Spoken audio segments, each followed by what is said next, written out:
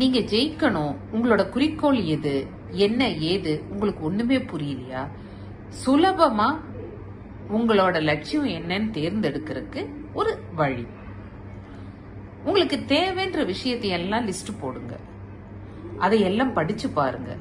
அதுல எது மேல உங்களுக்கு ஆர்வம் அதிகமா இருக்குதோ, ஆசை அதிகமா இத பண்ணணும் செய்யணும்னு தோணுதோ, இன்னொன்னு இத நம்மளால செஞ்சிட முடியும் அப்படிங்கிற நம்பிக்கை வருதோ, அல்லது இத செஞ்சா நம்ம நினைச்ச எல்லாமே நமக்கு கிடைச்சிருங்கிற எதிர்பார்ப்பு உங்களுக்கு கிடைக்குதோ, உங்க கனவுல கூட படுக்கிறப்போ அத பத்தியே யோசனை வருதோ, உங்க மனசு அந்த கனவு வர்றப்போ உணர்ச்சியில ஒரு சந்தோஷத்தை பாக்குதோ, அது எல்லாமே இந்த காலத்தின் கட்டாயம்.